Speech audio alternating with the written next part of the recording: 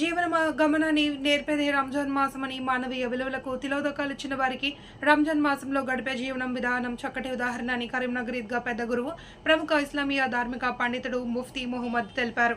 గురువారం నగరంలోని రేకుర్తి సాలెహ నగర్ ఈద్గాలో ముస్లిం సమాజాన్ని ఉద్దేశించి ముఫ్తీ ఫియాజ్ మొహియుద్దీన్ ఈద్ ఉల్ ఫితర్ సందేశాన్ని ప్రసంగించారు. ఈ సందర్భంగా ఆయన పలు కీలక వ్యాఖ్యలు చేశారు. మతతత్వ శక్తులతో దేశాన్ని కాపాడుకోవాల్సిన అవసరం ఉందని వివరించారు. ధర్మం రాజకీయం వేరు కదని, ప్రతి ఒక్కటి ధర్మంతో ముడిపడి ఉందని తెలిపారు. కులమతాల ఆచార వ్యవహారాల సంస్కృతి సాంప్రదాయాలకు నిలయమని, ప్రపంచంలో ఆదర్శమైనటువంటి ఈ దేశాన్ని ఇక్కడ ప్రజాస్వామ్య వ్యవస్థ అణగదొక్కేందుకు కేవలం ఒక వర్గం యొక్క ఓట్లు పొందడం, కులాల వారీగా, మతాల వారీగా, ప్రాంతాల వారీగా విభజించి పాలించు అనే సిద్ధాంతం ద్వారా కుట్రలు చేస్తున్నారని ఆరోపించారు. ఇది జనహృదయాల్లో జయభక్తులు జనింపజేసే మానవీయ విలువలను, సుగుణాలను పెంపొందిస్తుంది అని, పాపకర్మాలను, దుర్మార్గాల వైపుకు పోకుండా ఉపవాసం వల్ల సహనశక్తి పెరుగుతుంది, జాలి, దయ, కరుణ, త్యాగం, పరోపకారం లాంటి సద్గుణాలు అలవాటు అవుతాయి అని అన్నారు. బీఆర్ఎస్ కాంగ్రెస్ నాయకులు ఈద్గాల వద్ద ముస్లిం సోదరులకు ఈద్ ఉల్ ఫితర్ శుభాకాంక్షలు తెలిపి ఒకరినొకరు ఆలింగనం చేసుకుని ముబారక్, ఈద్ ముబారక్ అంటూ శుభాకాంక్షలు పరస్పరం తెలియజేసుకున్నారు. और इस मुल्क के दस्तूर को खत्म करके अपना बना बनाया दस्तूर वो लगाना चाहते हैं। इस वक्त मुसलमानों के लिए बहुत बड़ा इम्तिहान है, बहुत बड़ा इम्तिहान। इलेक्शन बिल्कुल सामने है, दो किस्म के लोग आपके सामने ठहरे हुए हैं। चंद लोग वो हैं जो हिंदुस्तान के इस दस्तूर को बचाना चाहते हैं, चंद लोग वो हैं जो इस हिंदुस्तान के इस दस्तूर को खत्म करके अपना नया दस्तूर लाने की कोशिश कर रहे हैं, बल्कि ऐलान कर रहे हैं, खुलेआम ऐलान कर रहे हैं, और हिंदुस्तान के मुसलमानों को दूसरे नंबर का शहरी बनाने की कोशिश की जा रही है। हमको इस मुल्क में जिंदा रहना है, लेकिन मुसलमान बन के जिंदा रहना है। हम मुसलमान बन के रहे हैं, मुसलमान बन के जिंदा रहेंगे। हमारा ईमान, हमारी तहजीब, हमारा कल्चर, हमारी इबादत गाहों को, हमारे मदरसों को, हमारे कब्रिस्तानों को कोई अगर हाथ लगाता है, कोई अगर नाजायज कब्जा करने की कोशिश करता है, मुसलमान एक हद तक कानूनी चाराजोई करेगा।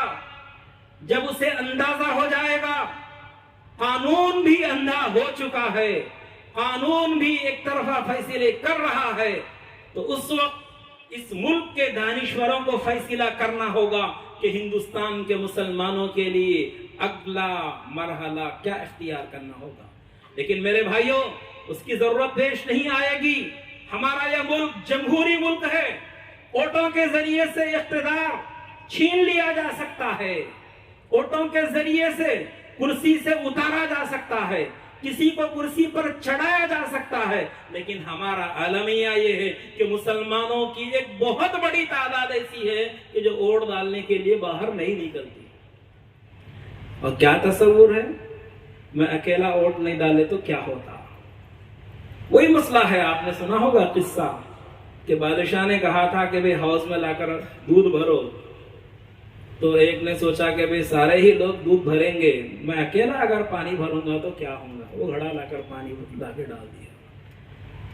रात भर यही काम चलता रहा। जब सुबह की रोशनी आई तो बादशाह ने देखा कि उस हाउस में पानी ही पानी है, दूध नाम की कोई चीज नहीं है। मेरे भाइयों, बाज इलाकों में चंद वोटों के जरिए से मुस्लिम उम्मीदवार शिकस्त खा गया और फिरका परस्त जीत गया।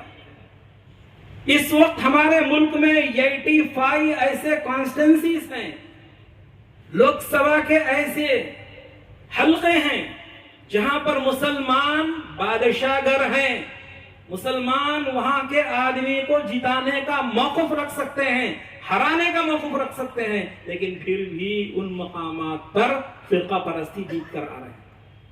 क्या बात हुई? जहां पर मुसलमानों की अक्सरियत है, दुश्मन जानबूझकर 4-4, 5-5 मुस्लिम उम्मीदवारों को खड़ा कर देता है और उनकी तरफ से सिर्फ एक ही उम्मीदवार खड़ता है। नतीजा ये होता है कि वोट बढ़ जाते हैं और मुसलमान जिसको वोट डालते हैं वो हार जाता है। यूपी जैसी रियासत जहां पर मुसलमानों की अक्सरियत है, बड़ी बड़ी तालीम गाहें हैं, अलीगढ़ मुस्लिम यूनिवर्सिटी है, जामिया मिल्लिया है, दारुल उलूम देवबंद है, नदवतुल उलमा है, और बड़े बड़े तालीमी इदारे हैं।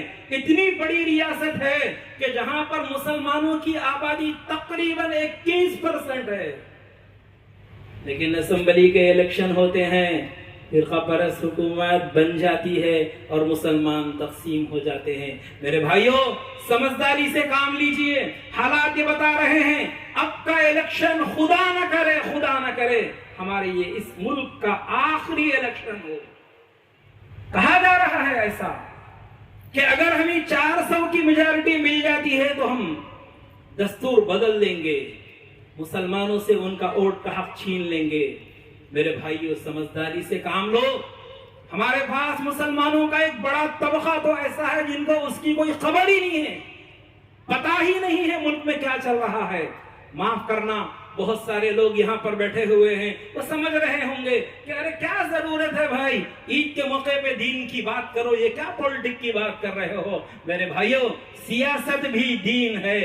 सियासत दीन अगर अलग हो जाए, बकौल अल्लामा इकबाल, अगर सियासत दीन से जुदा हो तो चंगेजी बाकी रह जाती है।